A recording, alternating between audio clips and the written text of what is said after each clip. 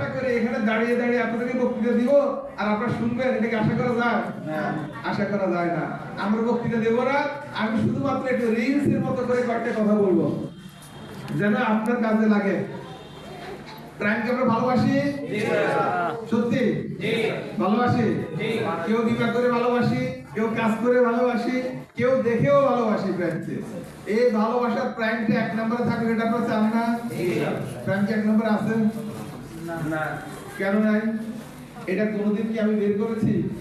আর না থাকলেও কত নম্বরে আছি, পিছনে প্রাণে আছে কিনা সেটা দেখার বিষয়। গত একটা জরিপে দেখা গেছে, সরকারি জরিপে 36টা লাইফ ইন্স্যুরেন্স কোম্পানির মধ্যে প্রাইমের কত নাম্বার? 5 নাম্বার। কেন রে ভাই? প্রাইম লাইফ তো ইসলামী শরিয়ার দিক থেকে 1 নাম্বার না? 1 নাম্বার। প্রাইম লাইফকে যদি আমি বলি, এই প্রাইম লাইফ বাংলাদেশে একমাত্র এবং সর্বপ্রথম আন্তর্জাতিক মান আইএসও সার্টিফিকেট কোম্পানি। কি বলতে পারি না? জি। নাকি এখানে নিষেধ আছে? না। তাহলে এখানেও 1 নাম্বার, গ্রাহক সেবায় আমি 1 নাম্বার, আমি ক্রেডিট রেটিংেও A+, তাহলে সব দিক থেকে 1 নাম্বার। তাহলে আমি কেন 5 নম্বরে পড়ে আছি? 5 নম্বরে একটা জায়গায় পড়ে আছি। আমরা জানি সেলস এবং মার্কেটিং এই প্রফেশনে যারা আছে তারা যত সময় দিবে, যত পরিশ্রম করবে, তত বেশি নিজেকে সমৃদ্ধশালী করতে পারবে। এখন বাংলা কথা যদি বলি, টাকা ইনকাম করতে পারবে।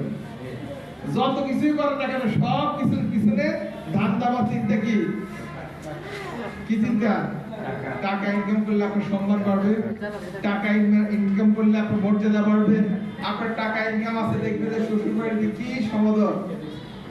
2 জামাইয়ের মধ্যে 1 জামাই 2 কেজি মিষ্টি নিয়ে গেল, আর আরেক জামাই মিষ্টি তো নিল, সাথে দধিও নিল, হাঁস মুরগি এমনকি খাসি জামাই করেও নিয়ে গেল। কার কদর বেশি হবে?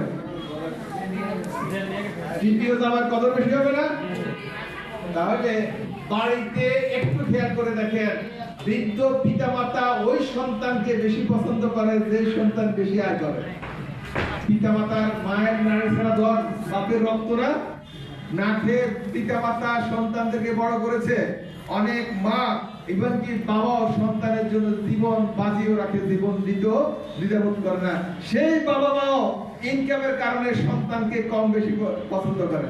আপনাদের পরিবারে আছে, বুঝে দেখেন, ঠিক না? এখন মূল যদি টাকা হয়ে থাকে, তাহলে টাকা আপনাকে কিভাবে ইনকাম করবেন, বৈধভাবে করবেন না অবৈধভাবে করবেন, সেটা আপনার বিষয়। যদি আপনি বৈধভাবে করেন তাহলে দুনিয়াও পাবেন, আখিরাতও পাবেন। আর অবৈধভাবে করে যদি আপনি মনে করেন দুনিয়া পাবেন, আমি বলবো তাও পাবেন না।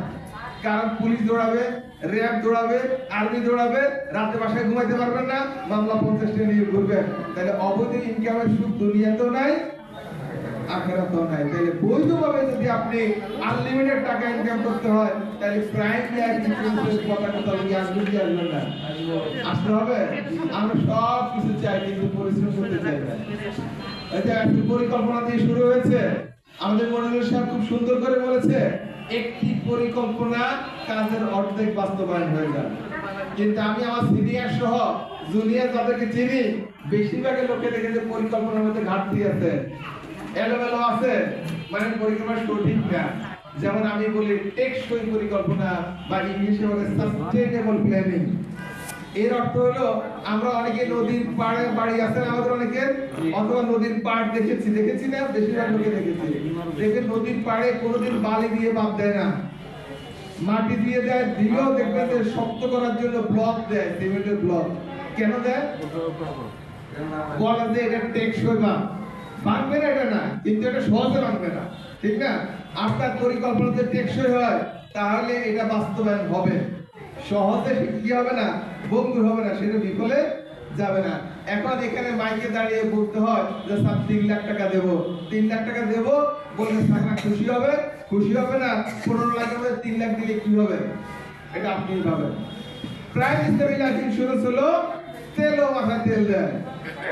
আপনি যদি 20,000 টাকা ইনকাম করেন,